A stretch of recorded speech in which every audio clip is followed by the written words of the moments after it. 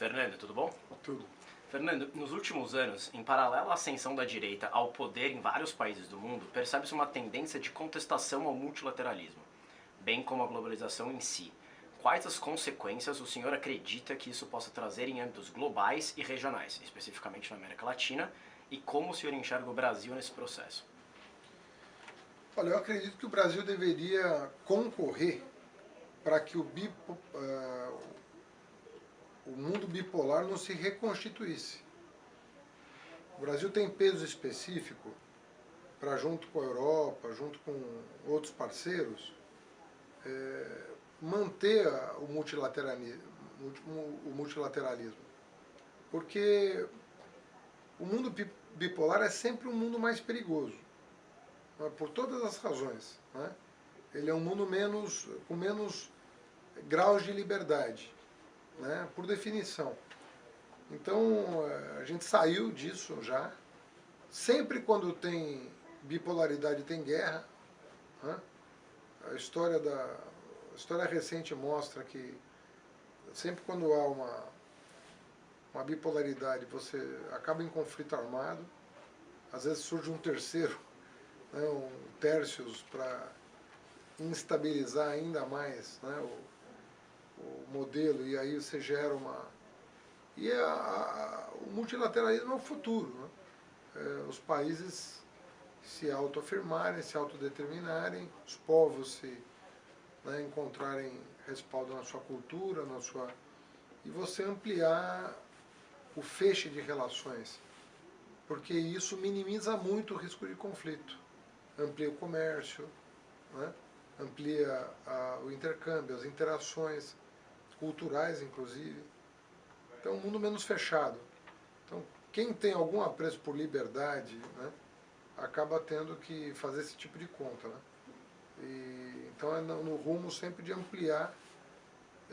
Quanto mais você ampliar as relações, mais você vai mitigar os riscos de soluções autoritárias.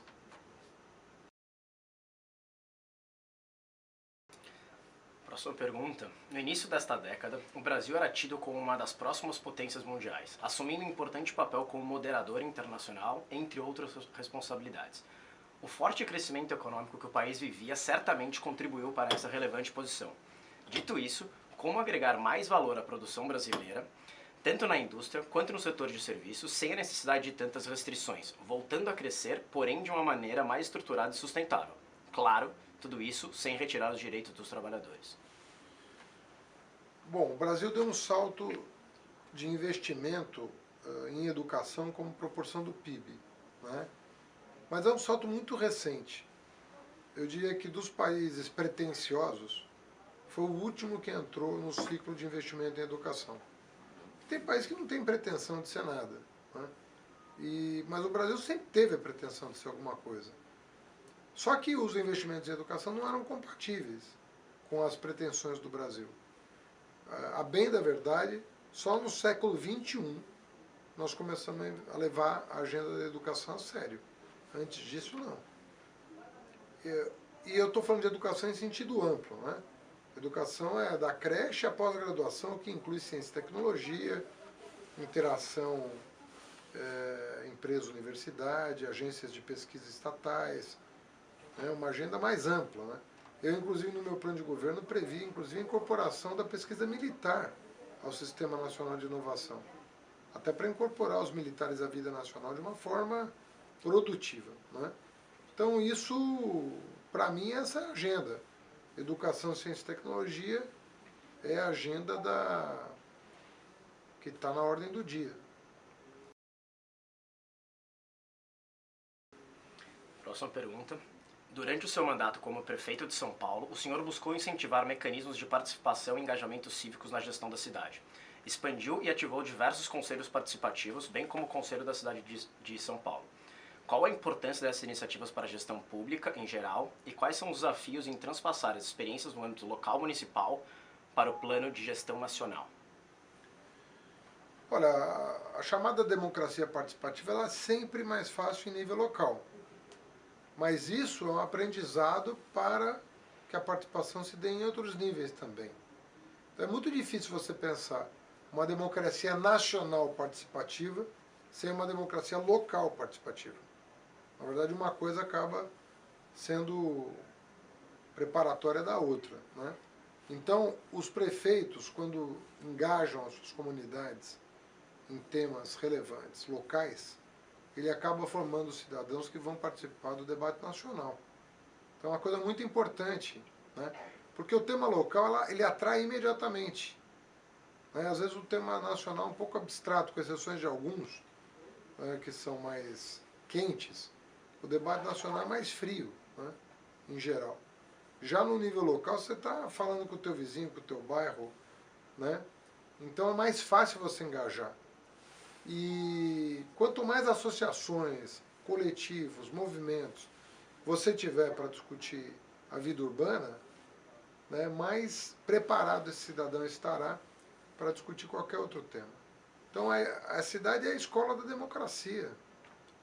Né? A cidade não é por outra razão que a gênese da política é a cidade. Né? Política vem de polis, cidadão vem de cidade. Não existe política sem área urbana. Né? É lá que as coisas aconteceram. Né? É na cidade que é o laboratório, primeiro, de qualquer experiência política.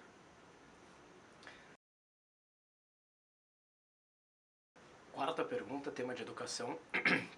No âmbito internacional, constata-se que países que investiram na educação como motor central de seu desenvolvimento hoje colhem os benefícios. Da mesma maneira, países com maior estrutura e qualidade de ensino, como os participantes da OCDE, ainda investem o triplo por aluno anualmente quando comparados ao Brasil.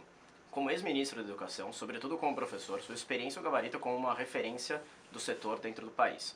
Dito isso, quais os principais desafios a serem enfrentados com relação ao PNE, especificamente quanto à implementação do indicador CAC e a meta de 10% do PIB para a educação?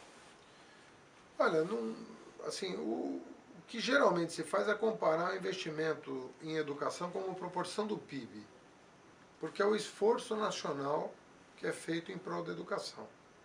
Então, eu sempre fui a favor de que o nosso investimento, como proporção do PIB, fosse maior do que a média da OCDE. Por uma razão simples. Porque nós temos uma dívida educacional que precisa ser resgatada e nós temos um PIB baixo, comparativamente. Então, essa comparação de valor absoluto, mesmo que medido por PPP, de investimento, distorce um pouco. Né? Eu prefiro falar em investimento público em educação como proporção do PIB, que é o que eu coloquei na Constituição brasileira, a obrigatoriedade de que o Plano Nacional de Educação constasse um indicador de investimento como proporção do PIB. Foi o que eu fiz como ministro. Eu achei que ali era um bom lugar para colocar essa obrigatoriedade. Quando aprovamos o PNE em 2001, a meta era 7. E essa meta foi praticamente atingida no governo Lula. Nós chegamos a 6,5, uma coisa assim. Para 10 falta muito, sobretudo no momento de recessão. Porque quando o PIB está crescendo é mais fácil ajustar. Né? Mas é lei, você tem que cumprir a lei. Né? Mas eu acho assim, falo com sinceridade, não quero ser demagógico também, porque eu acho que qualquer coisa acima de 7 é um baita feito. O Brasil estaria contemplado. Se chegar a 10 é melhor. Mas qualquer coisa de 7 para cima é muito relevante. E tem que buscar também resultado com esse dinheiro. Não é? Não adianta também só bota mais dinheiro. Tem que buscar resultado. Mas nós estamos conseguindo. O IDEB está subindo, a população universitária está crescendo barbaramente. Nós chegamos a 8 milhões de universitários no Brasil, saindo de 3. Então as coisas estão acontecendo. Mas tem que zelar pelo retorno desse investimento. Cobrar gestão, cobrar eficiência, cobrar... Eu sou a favor disso, porque com a educação ele não pode... O dinheiro público não se brinca, né? Mas investido em educação, esse é mais ainda importante. Quais as perspectivas de uma proposta nesses moldes ser aprovada no atual Congresso? E quais as perspectivas no momento para a resolução do problema fiscal brasileiro? Olha, eu acho difícil eles mexerem em privilégio, porque não sei se é um governo que vai enfrentar quem hoje está completamente fora da curva da realidade brasileira. O que eu defendi na campanha? E vou defender a vida inteira, porque é o que eu acredito. Em primeiro lugar, fazer uma reforma dos sistemas próprios de previdência, sistemas públicos, portanto, de previdência, e depois criar uma regra de transição para um regime único de previdência. Eu sou a favor de um regime único de previdência, para todo mundo igual. Não é? Como se fosse um SUS da previdência. Não acho que tem que ter privilégio nem nada. É uma regra que tem que valer para todo brasileiro. Nasceu, ele sabe que é aquela regra. E ele vai se motivar em torno daquilo. Não é? Agora, se entra num concurso público numa cidade é uma coisa, na outra é outra. Na União é uma terceira. No regime geral é uma quarta. Não pode depender disso. Não é? Então eu sou a favor de um regime único de previdência, uma espécie de SUS da previdência. Você tem uma regra, obviamente que essa regra vai acabar mudando com o tempo em função de expectativa de vida, envelhecimento da população, isso é normal. Mas tem que ser único o sistema. Tem que ter um sistema só. Agora, não gosto desse sistema, quero mais. Você tem a previdência complementar. Fernanda, uma pergunta bem ampla agora. Se você tivesse que elencar de uma a três prioridades para o Brasil no futuro, quais seriam? Essa é a editoria do Brasil Talk. Então. Olha, tem duas que são meio óbvias, né? Que não tem muito como fugir, né? Que assim, o Brasil precisa de infraestrutura para que a produção brasileira seja compatível com a produção em qualquer outro lugar. Por que alguém vai instalar uma planta no Brasil e não vai instalar uma planta não sei onde? Né? Outra coisa é educação. Educação e infraestrutura, o Estado tem que prover. Né? Porque senão fica muito difícil você pensar em desenvolvimento econômico. Então são duas tarefas que o Estado tem que ter sempre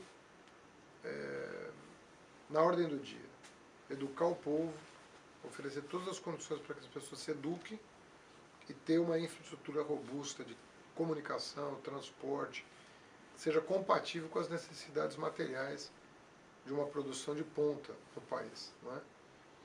E eu acho que um terceiro ponto, em função do contexto, é a questão dos direitos civis. Porque as pessoas estão perdendo o tino em relação às outras. Sabe, nós estamos num momento em que estava se cultivando uma tolerância cada vez maior e não tem democracia sem tolerância. Não existe democracia sem tolerância. E nós estamos numa cultura hoje muito intolerante. Então a gente precisa botar na ordem do dia, né, que democracia é um valor que precisa ser cultivado. Sabe? As democracias morrem quando a gente perde a noção do quão importante ela é. Nós vamos relegando ela a um segundo plano. Aí ela morre. Então esse cultivo das liberdades civis, sobretudo, da tolerância, é fundamental. Obrigado, Fernando. Muito obrigado.